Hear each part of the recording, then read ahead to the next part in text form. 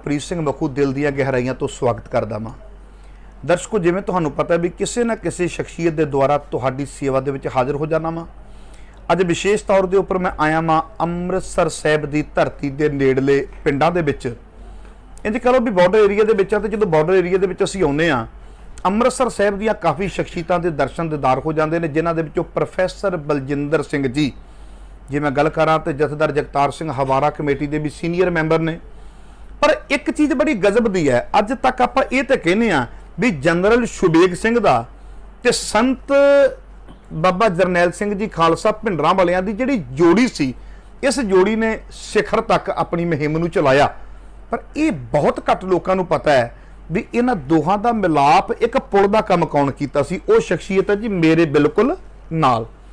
कहण तो मुराद प्रोफैसर बलजिंदर सिंह जी अमृतसर, जिन्होंने कई देहरादून वाले भी कहते हैं, पर अजकल टिकाने अमृतसर साहब की धरती ते ने।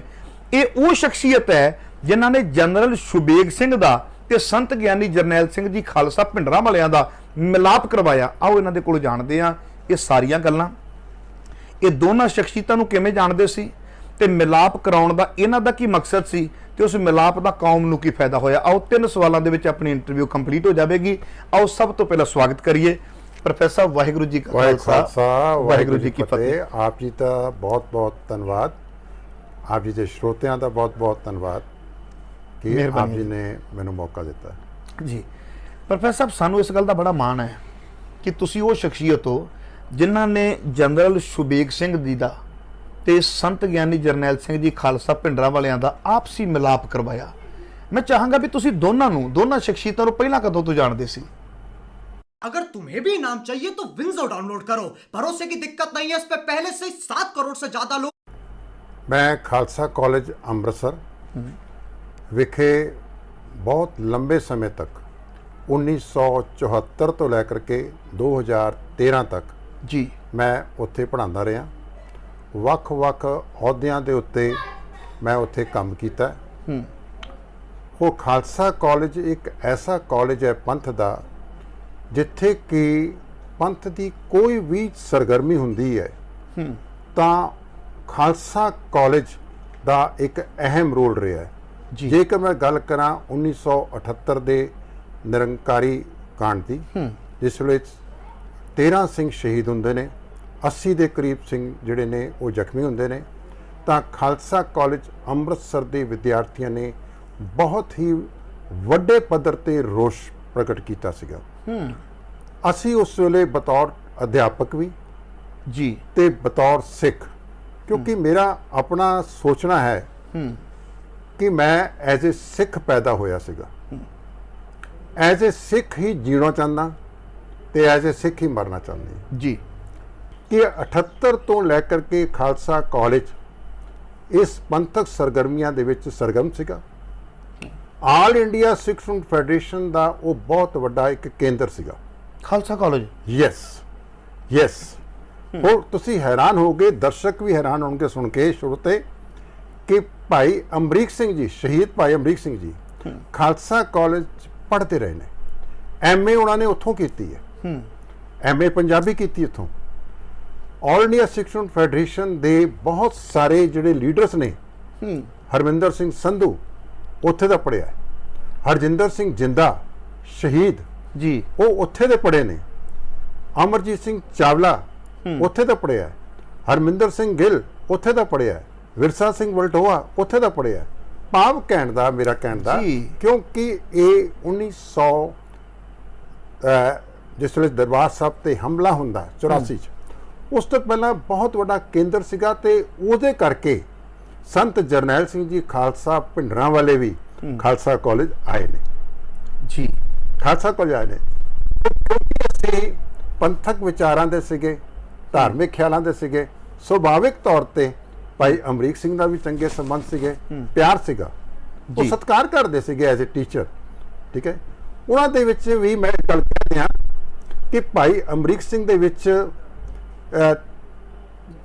ਮੈਂ ਕਹਾਂਗਾ ਰੋਮ ਦੇ ਵਿੱਚ ਉਹਨਾਂ ਦੇ ਵਿੱਚ ਸਿੱਖੀ ਸਮਾਈ ਹੋਈ ਸੀਗੀ। ਰੋਮ ਦੇ ਵਿੱਚ ਇਹ ਗੁਰੂ ਦੀ ਬਖਸ਼ਿਸ਼ ਸੀਗੀ। ਤੇ ਜਿਸ ਵੇਲੇ ਸੰਤ ਜਰਨੈਲ ਸਿੰਘ ਖਾਲਸਾ ਕਾਲਜ ਆਉਂਦੇ ਨੇ, ਉਹਦੇ ਬਾਅਦ ਸਾਡੀ ਮੁਲਾਕਾਤ ਵੀ ਹੁੰਦੀ ਹੈ। ਐਂਡ ਦੈਨ ਲੇਟਰ ਔਨ ਜੀ। ਉਹ ਮੁਲਾਕਾਤਾਂ ਦੇ ਵਿੱਚ ਹੀ ਫ੍ਰੀਕੁਐਂਸੀ ਜਿਹੜੀ ਹੈ ਉਹ ਵੱਧਦੀ ਵੀ ਹੈ। ਸੋ match ਮੁਲਾਕਾਤ ਕਰ ਜਦ ਸ਼ੁਰੂ ਹੋ ਜਾਂਦੀ ਹੈ ਤੇ ਵਿਚਾਰਾਂ ਦੀ ਵੀ ਸਾਂਝ ਹੋ ਜਾਂਦੀ ਹੈ ਤੇ ਸੁਭਾਵਿਕ ਹੈ। ਵੈਸੇ ਵੀ ਸੰਤ ਜਰਨੈਲ ਸਿੰਘ ਦੀ ਪਰਸਨੈਲਿਟੀ ਦੇ ਵਿੱਚ ਇੱਕ ਮੈਗਨੇਟ ਸੀਗਾ, ਖਿੱਚ ਲੈਂਦੇ ਸੀਗੇ, ਉਹਨਾਂ ਦੇ ਬੋਲਾਂ ਦੇ ਵਿੱਚ ਵੀ ਸੀਗਾ। ਸੋ ਕਿਉਂਕਿ ਸਾਡੀ ਬਿਰਤੀ ਇਹੋ ਜਿਹੀ ਸੀਗੀ ਕਿ ਧਰਮ ਯੁੱਧ ਮੋਰਚੇ ਦੇ ਵਿੱਚ ਸ਼ਮੂਲੀਅਤ ਕਰਨੀ, ਹਰ ਪ੍ਰਕਾਰ ਦੇ ਨਾਲ ਅਸੀਂ ਸਰਗਰਮ ਹੋਣਾ ਤੇ ਫੈਡਰੇਸ਼ਨ ਦੇ ਕੈਂਪਾਂ ਵਿੱਚ ਵੀ ਜਾਣਾ, ਕੈਂਪ ਅਟੈਂਡ ਕਰਨੇ, ਬੱਚਿਆਂ ਨੂੰ ਜਾ ਕੇ ਲੈਕਚਰ ਦੇਣੇ। ਸੋ ਇਹ ਸਾਰੀਆਂ ਗੱਲਾਂ ਕਰਕੇ ਪ੍ਰੋਫੈਸਰ ਤੁਹਾਨੂੰ ਕੋਈ ਦਿੱਕਤ ਨਹੀਂ ਸੀ ਆਉਂਦੀ ਜਦੋਂ ਬਾਬਾ ਸੰਤਾਂ ਦੇ ਬਾਬਾ ਜਰਨੈਲ ਸਿੰਘ ਜੀ ਨਾਲ ਤੁਸੀਂ ਮਿਲਾਪ ਕਰਦੇ ਸੀ, ਜਾਂ ਕੁਝ ਲੋਕ ਤੁਹਾਨੂੰ ਇੱਕ ਐਸੇ ਅਦਰ ਪ੍ਰੋਫੈਸਰ ਜਿਹੜੇ ਨੇ ਖਾੜਕੂ ਜਿਹਾ ਤਾਂ ਨਹੀਂ ਸੀ ਦੇਖਦੇ ਵੀ ਇਹ ਖਾੜਕੂ ਹੈ, ਇਹ ਉਹਨਾਂ ਨਾਲ ਮੇਲ ਮਿਲਾਪ ਕਰਦਾ ਆ, ਹਰ ਐਜੀਟੇਸ਼ਨ ਦਾ ਹਿੱਸਾ ਬਣਦਾ ਆ? ਦੇਖੋ, ਇੱਕ ਵਿਦਿਅਕ ਅਦਾਰੇ ਵਿੱਚ ਹਰ ਸੋਚ ਦੇ ਬੰਦੇ ਨੇ, ਕਾਮਰੇਡ ਸੋਚ ਦੇ ਬੰਦੇ ਵੀ ਸੀਗੇ, ਵੱਖ-ਵੱਖ ਸੋਚਾਂ ਦੇ ਪ੍ਰੋਫੈਸਰ ਵੀ ਹੁੰਦੇ ਨੇ, ਲੇਕਿਨ ਕਿਉਂਕਿ ਖਾਲਸਾ ਕਾਲਜ ਬੁਨਿਆਦੀ ਤੌਰ ਤੇ ਜਿਹੜਾ ਹੈ ਸਿੱਖ ਭਾਵਨਾਵਾਂ ਨੂੰ ਪ੍ਰਗਟ ਵੀ ਕਰਦਾ ਹੈ, ਇਸ ਕਰਕੇ ਮੈਨੂੰ ਕੋਈ ਇਹੋ ਜਿਹੀ ਦਿੱਕਤ ਨਹੀਂ ਆਈ। ਅਗਰ ਮੈਂ ਕਿਸੇ ਹੋਰ ਨਾਨ ਸਿੱਖ ਕਾਲਜ ਵਿੱਚ ਹੁੰਦਾ ਤਾਂ ਸ਼ਾਇਦ ਮੈਂ ਆਪਣੀਆਂ ਗਤੀਵਿਧੀਆਂ ਤੋਂ ਮੈਨੂੰ ਬਹੁਤ ਬ੍ਰੇਕ ਲਗਾਉਣੀ ਪੈਣੀ ਸੀਗੀ। ਸੋ ਇਸ ਕਰਕੇ ਮੈਂ ਧੰਨਵਾਦੀ ਵੀ ਹਾਂ, ਦੋਵਾਂ ਦੇ ਵਿੱਚੋਂ ਇੱਕ ਵੀ ਚੁਣਨਾ ਪੈ ਸਕਦਾ ਹਾਂ, ਮੈਂ ਖਾਲਸਾ ਕਾਲਜ ਦਾ ਵੀ ਧੰਨਵਾਦੀ ਹਾਂ ਕਿ ਮੈਂ ਇਸ ਤਰੀਕੇ ਨਾਲ ਆਪਣੀ ਐਕਟੀਵਿਟੀਜ਼ ਨੂੰ ਉੱਥੇ ਕੰਟੀਨਿਊ ਕਰਦਾ ਰਿਹਾ। ਸੋ ਜਿੱਥੇ ਤੱਕ ਸਵਾਲ ਹੈ ਸੰਤ ਜਰਨੈਲ, ਤੁਹਾਡੇ ਸਵਾਲ ਦਾ ਜਵਾਬ ਕਿ ਸੰਤ ਜਰਨੈਲ ਸਿੰਘ ਜੀ ਖਾਲਸਾ ਦੇ ਨਾਲ ਮੁਲਾਕਾਤ ਜਿਹੜੀ ਹੈ ਉਹ ਆਲ ਇੰਡੀਆ ਸਿੱਖ ਸਟੂਡੈਂਟ ਫੈਡਰੇਸ਼ਨ ਵੱਲੋਂ ਜਿਹੜੇ ਪ੍ਰੋਗਰਾਮ ਰਚੇ ਗਏ ਖਾਲਸਾ ਕਾਲਜ ਵਿੱਚ, ਉੱਥੋਂ ਸੰਤ ਜਰਨੈਲ ਸਿੰਘ ਨਾਲ ਮੁਲਾਕਾਤ ਹੋਈ। ਉਹਦੇ ਬਾਅਦ ਫਿਰ ਨਿਰੰਤਰ ਮੁਲਾਕਾਤਾਂ ਦਾ ਸਿਲਸਿਲਾ ਜਾਰੀ ਰਿਹਾ। ਔਰ ਜਿਸ ਵੇਲੇ ਅੰਮ੍ਰਿਤਸਰ ਦੇ ਵਿੱਚ ਇੱਕ ਐਂਟੀ ਤੰਬਾਕੂ ਇੱਕ ਬਹੁਤ ਵੱਡਾ ਜਲੂਸ ਕੱਢਿਆ ਗਿਆ, ਹਾਂਜੀ ਜੀ, ਤਾਂ ਉਸ ਵੇਲੇ ਅਸੀਂ ਬਹੁਤ ਵੱਡੀ ਇੱਕ ਨੂੰ ਆਰਗੇਨਾਈਜ਼ ਕਰਨ ਦੇ ਵਿੱਚ ਬਹੁਤ ਵੱਡੀ ਅਸੀਂ ਭੂਮਿਕਾ ਅਦਾ ਕੀਤੀ ਸੀ। ਸੰਤ ਉਸ ਵੇਲੇ ਸੀਗੇ ਬੰਬੇ, ਉੱਥੋਂ ਆਏ। ਉਸ ਤੋਂ ਪਹਿਲਾਂ ਅਸੀਂ ਸਾਰਾ ਪ੍ਰਚਾਰ ਦਾ ਗਰਾਊਂਡ ਜਿਹੜੀ ਸੀਗੀ ਬਣਾਈ ਹੋਈ ਸੀਗੀ। ਇਸ ਕਰਕੇ ਸੰਤ ਜਰਨੈਲ ਸਿੰਘ ਜੀ ਖਾਲਸਾ ਭਿੰਡਰਾਂਵਾਲਾ ਨਾਲ ਤੇ ਵਿਸ਼ੇਸ਼ ਤੌਰ ਤੇ ਮੈਂ ਉਸ ਗੱਲ ਤੇ ਵੀ ਆਉਣਾ ਚਾਹੁੰਦਾ ਵਾਂ। ਸੰਤਾਂ ਨੇ ਕਿਹਾ ਸੀ ਕਿ ਅੰਮ੍ਰਿਤਸਰ ਸ਼ਹਿਰ ਨੂੰ ਪਵਿੱਤਰ ਸ਼ਹਿਰ ਦਾ ਆਪਾਂ ਦਰਜਾ ਦੇਣਾ, ਇੱਥੋਂ ਨਸ਼ਾ ਟੋਟਲੀ ਬੰਦ ਹੋਵੇ।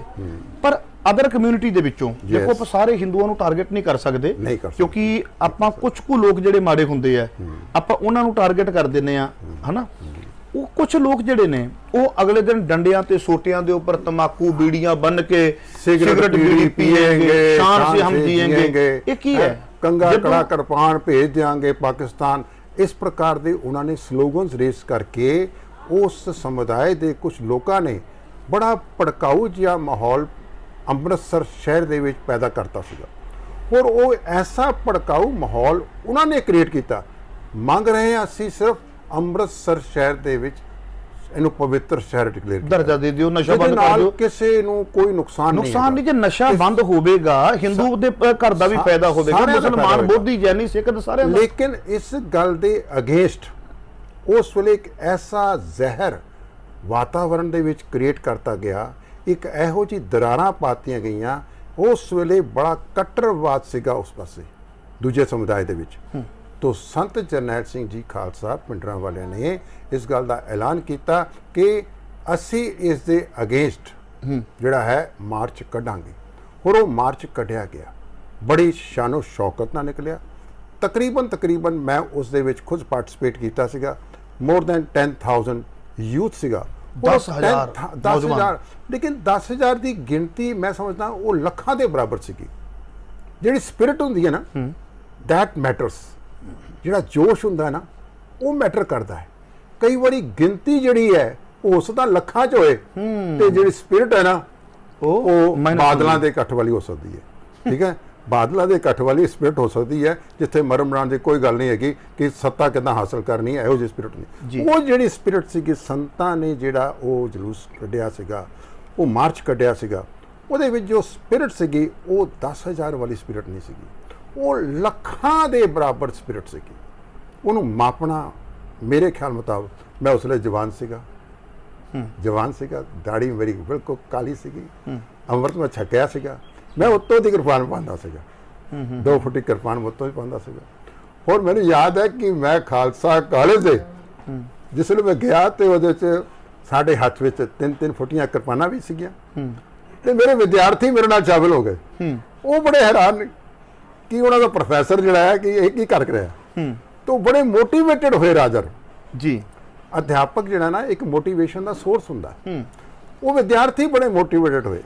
ਉਸ ਵੇਲੇ ਦੇ ਵਿਦਿਆਰਥੀ ਅਜੇ ਵੀ ਜਿਹੜੇ ਰਿਟਾਇਰਮੈਂਟ ਦੇ ਬਾਅਦ ਮੈਨੂੰ ਕਦੀ ਮਿਲਦੇ ਨੇ ਤੇ ਉਹ ਯਾਦ ਕਰਦੇ ਨੇ ਕਿ ਜੀ ਉਹ ਸਾਨੂੰ ਸੀਨ ਨਹੀਂ ਭੁੱਲਦਾ। ਸੋ ਕਹਿਣ ਤੋਂ ਭਾਵ ਇਸ ਤਰੀਕੇ ਨਾਲ ਮੇਰੀ ਸੰਤ ਜਰਨੈਲ ਸਿੰਘ ਹੋਰਾਂ ਨਾਲ ਮੁਲਾਕਾਤ ਹੋਈ। ਹੁਣ ਸਵਾਲ ਪੈਦਾ ਉੱਠਦਾ ਹੈ ਕਿ ਮੇਰੀ ਜਨਰਲ ਸ਼ਬੇਗ ਸਿੰਘ ਜੀ ਨਾਲ ਮੁਲਾਕਾਤ ਕਿੱਦਾਂ ਹੋਈ ਜੀ। ਮੈਂ ਇਹਦੇ ਵਿੱਚ ਤੁਹਾਨੂੰ ਦੱਸ ਦਿਆਂ ਕਿ ਮੇਰਾ ਬਰਥ ਪਲੇਸ ਦੇਹਰਾਦੂਨ ਹੈ। ਮੇਰੇ ਮਾਤਾ ਪਿਤਾ ਉੱਥੇ ਰਹਿੰਦੇ ਸੀਗੇ ਜੀ। ਸੁਭਾਵਿਕ ਹੈ ਜਿੱਥੇ ਮਾਤਾ ਪਿਤਾ ਹੋਣ, ਛੁੱਟੀਆਂ ਦੇ ਵਿੱਚ ਕਾਲਜ ਛੁੱਟੀਆਂ ਦੌਰਾਨ ਜਾਂ ਅੱਗੇ ਪਿੱਛੇ ਵਿਅਕਤੀ ਦੇਹਰਾਦੂਨ ਜਾਏਗਾ ਆਪਣੇ ਮਾਤਾ ਪਿਤਾ ਨੂੰ ਮਿਲਣ ਲਈ। ਉੱਥੇ ਜਦ ਮੈਂ ਜਾਣਾ ਤੇ ਮੇਰੀ ਸੋਚ ਵਾਲੇ ਉੱਥੇ ਮੈਨੂੰ ਗੁਰਮੁਖ ਪਿਆਰੇ ਮਿਲੇ। ਜਦ ਗੁਰਮੁਖ ਪਿਆਰੇ ਮਿਲੇ ਤਾਂ ਉਹਨਾਂ ਨੇ ਗੱਲਾਂ ਪੰਜਾਬ ਦੀਆਂ ਕਰਨੀਆਂ, ਅੰਮ੍ਰਿਤਸਰ ਦੀ ਕਰੀਆਂ, ਸਿੱਖਾਂ ਦੇ ਮੁੱਦਿਆਂ ਦੀ ਗੱਲਾਂ ਕਰਨੀਆਂ ਤੇ ਸੁਭਾਵਿਕ ਹੈ ਜਿਸ ਵੇਲੇ ਇਹ ਗੱਲ ਹੋਣੀ ਹੈ ਤੇ ਸੰਤ ਜਰਨੈਲ ਸਿੰਘ ਦੀ ਗੱਲ ਵੀ ਹੋਣੀ ਹੈ। ਹਾਂ, ਹੋਣੀ ਹੈ, ਸੁਭਾਵਿਕ ਹੈ। ਜੀ। ਜਦੋਂ ਸੋਚ ਵਾਲੇ ਬੰਦੇ ਇੱਕੋ ਜਿਹੇ ਮਿਲ ਜਾਣ ਤੇ ਉੱਥੇ ਉਹਨਾਂ ਨੇ ਵਿਚਾਰ ਵਟਾਂਦਰਾ ਹੁੰਦਾ ਸੀ, ਰੋਜ਼ਾਨਾ ਹੁੰਦਾ ਸੀਗਾ, ਕਈ ਘੰਟੇ ਹੁੰਦਾ ਸੀਗਾ। ਤੇ ਉਹਨਾਂ ਨੇ ਫਿਰ ਕਿਹਾ, ਕਹਿੰਦੇ ਕਿ ਜੀ ਤੁਹਾਨੂੰ ਜਨਰਲ ਸ਼ਬੇਗ ਸਿੰਘ ਨਾਲ ਮਿਲਾਉਂਦੇ। ਉਹਨਾਂ ਨੇ ਕਿਹਾ ਕਿ ਮੇਰੇ ਦੇਹਰਾਦੂਨ ਦੇ ਮੇਰੇ ਸੱਜਣ ਮਿੱਤਰਾਂ ਨੇ। ਤੇ ਦੇਹਰਾਦੂਨ ਜਨਰਲ ਸ਼ਬੇਗ ਸਿੰਘ ਨਾਲ ਕਿਵੇਂ ਜੁੜਦਾ ਹੈ? ਮੈਂ ਤੁਹਾਨੂੰ ਦੱਸਦਾ ਜੀ, ਹਾਂ, ਆਰਮੀ ਦੇ ਵਿੱਚੋਂ ਜਿਸ ਵੇਲੇ ਉਹ ਰਿਲੀਵ ਹੋ ਕੇ ਆਉਂਦੇ ਨੇ, ਡਿਸਮਿਸ ਹੋ ਕੇ, ਉਹਨਾਂ ਨੇ ਉੱਥੇ ਹੀ ਕੋਠੀ ਪਾਈ ਸੀ ਦੇਹਰਾਦੂਨ ਜਨਰਲ ਸ਼ਬੇਗ ਸਿੰਘ ਨੇ। ਉੱਥੇ ਹੀ ਕੋਠੀ ਪਾਈ ਸੀ, ਅਜੇ ਵੀ ਉਹਨਾਂ ਦੀ ਕੋਠੀ ਉੱਥੇ ਹੈਗੀ ਹੈ, ਅਜੇ ਵੀ ਉਹਨਾਂ ਦੀ ਕੋਠੀ ਉੱਥੇ ਹੀ ਹੈ। ਤਾਂ ਉੱਥੇ ਕਿਉਂਕਿ ਰਹਿੰਦੇ ਸੀਗੇ ਤੇ ਨੈਚੁਰਲੀ ਉਹਨਾਂ ਗੁਰਮੁਖ ਪਿਆਰਿਆਂ ਨਾਲ ਉਹਨਾਂ ਦਾ ਵੀ ਮੇਲ ਮਿਲਾਪ ਤੇ ਉਹਨਾਂ ਨੂੰ ਮੈਂ ਮਿਲਿਆ। ਤਾਂ ਉਸ ਦੇ ਕਰਕੇ ਸਾਡੀ ਇੱਕ ਕਾਮਨ ਇਕੱਤਰਤਾ ਦੇ ਵਿੱਚ ਜਨਰਲ ਸਾਹਿਬ ਦੇ ਨਾਲ ਵੀ ਮੁਲਾਕਾਤ ਹੋਈ ਜੀ। ਵੇਖਣਾ ਤੁਹਾਨੂੰ ਕਲੀਅਰ ਹੋ ਗਈ ਗੱਲ ਨਾ? ਹਾਂ, ਬਿਲਕੁਲ ਕਲੀਅਰ ਹੋ ਗਈ ਜੀ। ਉਹ ਕਾਮਨ ਇਕੱਤਰਤਾ ਦੇ ਵਿੱਚ ਜਨਰਲ ਸਾਹਿਬ ਨਾਲ ਮੁਲਾਕਾਤ ਹੋਈ। ਜਨਰਲ ਸਾਹਿਬ ਦੇ ਨਾਲ ਮੁਲਾਕਾਤ ਹੋਈ ਤੇ 1971 ਦਾ ਮੈਨੂੰ ਸਾਰਾ ਬਿਰਤਾਂਤ ਯਾਦ ਸੀਗਾ ਕਿਉਂਕਿ 1971 ਦੇ ਵਿੱਚ ਆਈ ਵਾਸ ਸਟੂਡੈਂਟ ਐਟ ਬਰੇਲੀ ਤੇ ਬਰੇਲੀ ਦੇ ਵਿੱਚ ਉਹ ਜਿਹੜੇ 90 ਲੱਖ ਤੋਂ ਵੱਧ ਜਿਹੜੇ ਸੀ ਪਾਕਿਸਤਾਨੀ ਸੋਲਜਰਸ ਜਿਹਨਾਂ ਨੂੰ ਸਰੈਂਡਰ ਕਰਾਇਆ ਸੀਗਾ ਉਹ ਸਾਰੇ ਬਰੇਲੀ ਲਿਆਂਦੇ ਗਏ ਸੀਗੇ। ਅੱਛਾ, ਬਰੇਲੀ ਲਿਆਂਦੇ ਗਏ ਸੀਗੇ। ਤਾਂ ਸਾਨੂੰ ਪਤਾ ਸੀਗਾ ਕਿ ਵੀ ਇਹ ਸਾਰਾ ਕੁਝ ਜਿਹੜਾ ਹੈ ਬੰਗਲਾਦੇਸ਼ ਦੇ ਜਿਹੜੇ ਪਾਕਿਸਤਾਨੀ ਨੇ ਉੱਥੋਂ ਸਰੈਂਡਰ ਕੀਤਾ। ਉਸ ਕਰਕੇ ਵਿਦਿਆਰਥੀ ਹੋਣ ਦੇ ਨਾਤੇ ਵੀ ਮੈਨੂੰ ਉਹ ਸਾਰਾ ਕੁਝ ਮੁਕਤੀ ਵਹਿਣੀ ਵਗੈਰਾ ਬੰਗਲਾਦੇਸ਼ ਕਿੱਦਾਂ ਬਣਿਆ ਉਹ ਸਾਰਾ ਕੁਝ ਕਲੀਅਰ ਸੀਗਾ। ਸੋ ਤਾਂ ਮੂਵਮੈਂਟ ਪਰ ਪਤਾ ਲੱਗਿਆ ਕਿ ਜਨਰਲ ਸ਼ਬੇਗ ਸਿੰਘ ਨੇ ਉਹ ਸਾਰੀ ਰੀਲ ਮੇਰੇ ਸਾਹਮਣੇ ਆ ਗਈ ਕਿ ਇਹ ਤਾਂ ਬਹੁਤ ਕੁਰਬਾਨੀ ਵਾਲੇ ਜਰਨੈਲ ਨੇ, ਇਹਨਾਂ ਤੇ ਬਹੁਤ ਵੱਡਾ ਕੰਟਰੀਬਿਊਸ਼ਨ ਹੈ। ਔਰ ਇਹ ਵੀ ਖਬਰਾਂ ਵਿੱਚ ਆ ਚੁੱਕਿਆ ਸੀ ਉਸ ਵੇਲੇ ਕਿ ਇਹਨਾਂ ਦੇ ਨਾਲ ਬੜਾ ਵੱਡਾ ਇੱਕ ਡਿਸਕ੍ਰਿਮੀਨੇਸ਼ਨ ਹੋਇਆ। ਇਹ ਖਬਰਾਂ ਚ ਆ ਚੁੱਕੀ ਸੀ, ਇੱਕ ਡਿਸਕ੍ਰਿਮੀਨੇਸ਼ਨ ਦੀ ਗੱਲਾਂ ਵੀ ਆ ਚੁੱਕੀਆਂ ਸੀਗੀਆਂ। ਸੋ ਇਹ ਸਾਰੀਆਂ ਚੀਜ਼ਾਂ ਜਿਸ ਵੇਲੇ ਅਸੀਂ ਜਨਰਲ ਸਾਹਿਬ ਨਾਲ ਗੱਲਬਾਤ ਹੋਈ, ਮੈਂ ਜੋ ਨੋਟ ਕੀਤਾ, ਆਬਜ਼ਰਵ ਕੀਤਾ ਕਿ ਜਨਰਲ ਸਾਹਿਬ ਦੇ ਵਿੱਚ ਇੱਕ ਗੋਡ ਗਿਫਟਡ ਧਰਮ ਦੀ ਬੁਨਿਆਦ ਸ਼ਾਇਦ ਇਹਨਾਂ ਨੂੰ ਪੇਰੈਂਟਸ ਵੱਲੋਂ, ਪਰਿਵਾਰ ਵੱਲੋਂ ਮਿਲੀ ਹੋਈ ਸੀਗੀ। ਉਹ ਮੈਂ ਸਮਝਦਾ ਕਿ ਜਿਹੜਾ ਬੀਜ ਬਚਪਨ ਦੇ ਵਿੱਚ ਮਾਤਾ ਪਿਤਾ ਜਿਹੜਾ ਬੀਜ ਦਿੰਦੇ ਨੇ ਨਾ, ਉਹ ਬੀਜ ਪ੍ਰਫੁੱਲਿਤ ਹੁੰਦਾ ਰਹਿੰਦਾ ਮਾਈਂਡ ਵਿੱਚ ਉਹ ਗੱਲਾਂ ਚੱਲਦੀਆਂ ਰਹਿੰਦੀਆਂ ਨੇ ਗੁਰੂ ਦੀਆਂ। ਤੁਸੀਂ ਅੱਜ ਕਿਸੇ ਬੱਚੇ ਦਿਮਾਗ ਕੋਈ ਗੱਲ ਪਾ ਦੋਗੇ ਨਾ ਛੋਟੇ ਹੁੰਦਿਆਂ, ਉਹ ਚੱਲਦੀ ਰਹੇਗੀ ਜੀ। ਔਰ ਉਸ ਬੀਜ ਨੇ ਕਦੋਂ ਕਿਸ ਰੂਪ ਦੇ ਵਿੱਚ ਪ੍ਰਫੁੱਲਿਤ ਹੋ ਕਰਕੇ ਫਲ ਦੇਣਾ ਹੈ ਇਹ ਅਕਾਲ ਪੁਰਖ ਨੂੰ ਪਤਾ ਹੈ ਜੀ। ਸੋ ਇੱਕ ਮਾਧਿਅਮ ਬਣਿਆ, ਜਰੀਆ ਬਣਿਆ ਪੰਥਕ ਵਿਚਾਰਾਂ ਤੋਂ, ਗੁਰਮਤ ਵਿਚਾਰਾਂ ਤੋਂ ਉਹਨਾਂ ਨਾਲ ਸੰਪਰਕ ਹੋਇਆ ਤੇ ਮੈਨੂੰ ਐਜ਼ ਅ ਟੀਚਰ, ਮੈਂ ਪਨੀਰ ਤਾਂ ਵੇਚਦਾ ਨਹੀਂ, ਮੈਂ ਪੱਠੇ ਨਹੀਂ ਵੇਚਦਾ, ਮੈਂ ਬੰਦਿਆਂ ਦੇ ਨਾਲ ਮੁਲਾਕਾਤਾਂ ਕਰਦਾ, ਆਬਜ਼ਰਵ ਕਰ ਲੈਂਦਾ। ਮੈਂ ਤੁਹਾਨੂੰ ਵੀ ਆਬਜ਼ਰਵ ਕਰ ਲੈਣਾ, ਠੀਕ ਹੈ ਜੀ। ਮੈਂ ਜਨਰਲ ਸਾਹਿਬ ਦੇ ਵਿੱਚ ਸਪਾਰਕ ਵੇਖ ਲਿਆ। ਮੈਂ ਕਿਹਾ ਬੜੀ ਤਗੜੀ ਸਪਾਰਕ ਹੈਗੀ ਹੈ, ਬਹੁਤ ਤਗੜੀ ਸਪਾਰਕ ਹੈ। ਔਰ ਮੈਂ ਸਪਾਰਕ ਵੇਖੀ, ਮੈਂ ਕਿਹਾ ਗੁਰਮਤ ਦੀ ਸਪਾਰਕ ਵੀ ਹੈ, ਜਜ਼ਬਾਤੀ ਸਪਾਰਕ ਵੀ ਹੈ ਤੇ ਕੁਝ ਕਰਨ ਦੀ ਵੀ ਅੰਦਰੋਂ ਹੈਗੀ ਹੈ, ਅਰਜ਼ ਹੈ। ਤੁਹਾਨੂੰ ਗੱਲਾਂ ਬਾਤਾਂ ਤੋਂ ਪਤਾ ਲੱਗ ਜਾਂਦਾ ਜੀ, ਬਿਲਕੁਲ ਟੀਚਰ ਹੈ, ਪਤਾ ਲੱਗ ਜਾਂਦਾ। ਤੋ ਇਹ ਸਾਰੀਆਂ ਗੱਲਾਂ ਹੋਈਆਂ। ਫਿਰ ਗੱਲਾਂ ਚ ਇਹ ਵੀ ਗੱਲ ਨਿਕਲੀ ਕਿ ਪ੍ਰੋਫੈਸਰ ਸਾਹਿਬ ਤੁਸੀਂ ਸੰਤਾਂ ਨੂੰ ਜਾਣਦੇ ਹੋ? ਮੈਂ ਕਿਹਾ ਹਾਂਜੀ। ਉਹਨਾਂ ਨੇ ਕਿਹਾ ਹਾਂ। ਮੈਂ ਕਿਹਾ ਜਨਰਲ ਸ਼ਬੇਗ ਸਿੰਘ ਨੇ ਤੁਹਾਨੂੰ ਪੁੱਛਿਆ? ਮੈਂ ਕਿਹਾ ਹਾਂਜੀ ਜਾਣਦਾ। ਮੇਰੀ ਮੁਲਾਕਾਤ ਹੋ ਸਕਦੀ ਹੈ? ਮੈਂ ਕਿਹਾ ਹੋ ਸਕਦੀ ਹੈ, ਕਿਉਂ ਨਹੀਂ ਹੋ ਸਕਦੀ? ਮੇਰੀ ਤਾਂ ਮੁਲਾਕਾਤ ਸੰਤਾਂ ਨਾਲ ਹੋ ਚੁੱਕੀ ਸੀਗੀ, ਭਾਈ ਅਮਰੀਕ ਸਿੰਘ ਨਾਲ ਹੋ ਚੁੱਕੀ। ਜਨਰਲ ਸ਼ਬੇਗ ਸਿੰਘ ਟੁੱਟੇ ਜੇ ਨਹੀਂ ਸੀ ਕਿਤੇ? ਨਹੀਂ ਜੀ, ਮੇਰਾ ਆਪਣਾ ਮੰਨਣਾ ਹੈ, ਮੇਰੀ ਆਬਜ਼ਰਵੇਸ਼ਨਸ ਨੇ ਕਿ ਜਨਰਲ ਸ਼ਬੇਗ ਸਿੰਘ ਜਿਸ ਦੇਸ਼ ਦੀ ਖਾਤਰ ਇੰਨਾ ਕੁਝ ਕੀਤਾ, ਨਹੀਂ ਵੀ ਆਖਰਕਾਰ ਮੈਨੂੰ ਨਹੀਂ ਟੁੱਟੇ ਨਹੀਂ। ਮੈਨੂੰ ਲੱਗਦਾ ਹੈ ਕਿ ਅਕਾਲ ਪੁਰਖ ਦੀ ਇੱਕ ਐਸੀ ਹੁਕਮ ਦੀ ਖੇਡ ਸੀਗੀ ਕਿ ਯਾਦ ਰੱਖਿਓ, ਇੱਕ ਕੁਦਰਤ ਦਾ ਨਿਯਮ ਹੈ, ਡਿਟੈਚ ਤੇ ਅਟੈਚ। ਇਹ ਕੁਦਰਤ ਦਾ ਨਿਯਮ ਹੈ। ਤੁਸੀਂ ਕਿਧਰੋਂ ਡਿਟੈਚ ਹੋਵੋਗੇ ਨਾ ਤੇ ਲਾਜ਼ਮੀ ਤੌਰ ਤੇ ਕੁਦਰਤ ਤੁਹਾਨੂੰ ਕਿਸੇ ਹੋਰ ਪਾਸੇ ਅਟੈਚ ਕਰੇਗੀ। ਇਹ ਗੁਰੂ ਦੀ ਹੁਕਮ ਦੀਆਂ ਖੇਡਾਂ ਹੁੰਦੀਆਂ ਨੇ ਜੀ, ਸਾਨੂੰ ਮੰਨਣਾ ਚਾਹੀਦਾ। ਡਿਟੈਚ ਫਿਰ ਅਟੈਚ। ਜੇਕਰ ਬਾਬਾ ਬੰਦਾ ਸਿੰਘ ਬਹਾਦਰ ਦੀ ਮੈਂ ਗੱਲ ਕਰਾਂ, ਡਿਟੈਚ ਅਟੈਚ। ਅਗਰ ਅਸੀਂ ਭਾਈ ਨੰਦ ਲਾਲ ਜੀ ਦੀ ਦੇਖੀਏ, ਹਾਂ, ਉਧਰੋਂ ਡਿਟੈਚ, ਇਧਰੋਂ ਅਟੈਚ।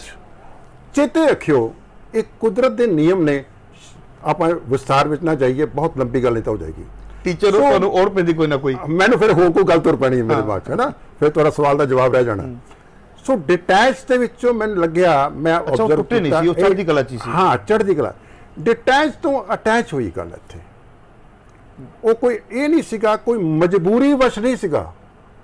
ਅੰਦਰ ਸਪਾਰਕ ਸੀਗੀ, ਅੰਦਰ ਜਿਹੜੀ ਸੀਗੀ ਭਾਵਨਾ ਸੀਗੀ ਪੰਥ ਦੀ। ਜਦੋਂ ਉਹਨਾਂ ਨੇ ਕਿਹਾ ਵੀ ਮੈਨੂੰ ਮਿਲਾ ਸਕਦੇ ਹੋ, ਤੇ ਜਿਸਲੇ ਉਹਨਾਂ ਨੇ ਇਹ ਗੱਲਾਂ ਕੀਤੀਆਂ ਨਾ, ਤੇ ਉਹਨਾਂ ਦੇ ਵਿੱਚ ਨਾ ਅੰਦਰ ਕੋਈ ਜੋਸ਼ ਸੀਗਾ, ਨਜ਼ਰ ਆਇਆ ਮੈਨੂੰ।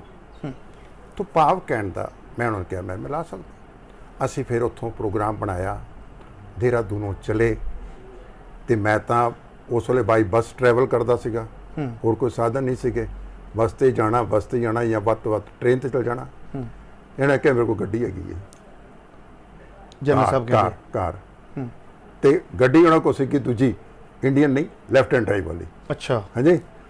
ਤੇ ਕਹਿੰਦੇ ਕਿ ਪ੍ਰੋਗਰਾਮ ਬਣਾ ਲਿਆ, ਅਸੀਂ ਸਵੇਰੇ ਚੱਲੇ ਉੱਥੋਂ। ਤੇ ਮੈਂ ਇਹਨਾਂ ਦੇ ਨਾਲ ਬਹਿ ਗਿਆ, ਇਹਨਾਂ ਨੇ ਗੱਡੀ ਡਰਾਈਵ ਕੀਤੀ। ਉਹ ਮੈਂ ਫਸਟ ਟਾਈਮ ਇਹਨਾਂ ਦੀ ਡਰਾਈਵਿੰਗ ਵੇਖੀ ਹੈ। ਡਰਾਈਵਿੰਗ ਸੀਗੀ ਤਾਂ ਬੜੀ ਫਾਸਟ, ਬੜੀ ਕੌਨਫੀਡੈਂਸ ਵਾਲੀ ਸੀਗੀ। ਤੇ ਉਸ ਗੱਡੀ 'ਚ ਉਸ ਵੇਲੇ ਹੌਰਨ ਨਹੀਂ ਕੰਮ ਕਰ ਰਿਹਾ ਸੀਗਾ। ਗੱਡੀ ਦਾ ਹੌਰਨ ਨਹੀਂ ਸੀ ਕੰਮ ਕਰ ਰਿਹਾ? ਹੌਰਨ ਨਹੀਂ ਕੰਮ ਕਰ ਰਿਹਾ ਸੀਗਾ। ਹਾਂਜੀ। ਤੇ ਇਹ ਬਗੈਰ ਹੌਰਨ ਦੀ ਗੱਡੀ ਚਲਾ ਕੇ 450 ਕਿਲੋਮੀਟਰ ਦੇਹਰਾਦੂਨ ਤੋਂ। ਤੇ ਗੱਡੀ ਤੁਸੀਂ ਦੋਨੋਂ ਹੀ ਸੀ? ਅਸੀਂ ਦੋਨੋਂ ਸੀਗੇ। ਠੀਕ ਹੈ ਜੀ। ਆਦਾਨ ਪ੍ਰਦਾਨ ਬਹੁਤ ਹੋਇਆ ਹੋਣਾ। ਬੜੀਆਂ ਗੱਲਾਂ ਹੁੰਦੀਆਂ ਰਹੀਆਂ। ਠੀਕ ਹੈ ਜੀ।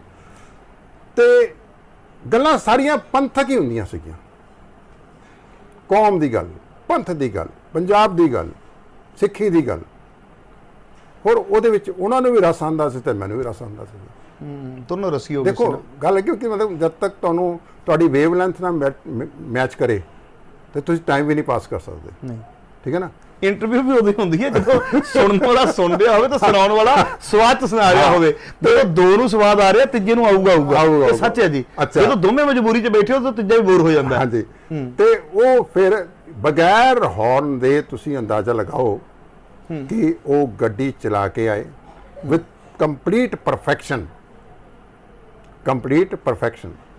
ਤਾਂ ਮੈਂ ਇੱਥੋਂ ਅੰਦਾਜ਼ਾ ਲਾ ਲਿਆ ਕਿ ਬਈ ਇਹ ਫੌਜੀ ਵੀ ਨੇ ਤੇ ਚੰਗੇ ਡਰਾਈਵਰ ਵੀ ਨੇ ਤੇ ਕੌਨਫੀਡੈਂਸ ਵਾਲੇ ਨੇ। ਇਹ ਸਾਰੀਆਂ ਗੱਲਾਂ ਮੈਂ ਅਨੁਭਵ ਕਰ ਲਈਆਂ। ਅਸੀਂ ਸਟ੍ਰੇਟ। ਤੁਹਾਡੀ ਉਮਰ ਕਿੰਨੀ ਸੀ ਉਦੋਂ? ਮੈਂ ਉਸ ਵੇਲੇ ਜੀ ਤਕਰੀਬਨ ਮੇਰੇ ਖਿਆਲ ਨਾਲ 32 ਸਾਲ ਦਾ ਹੋਵਾਂਗਾ। 32-33 ਸਾਲ ਦਾ।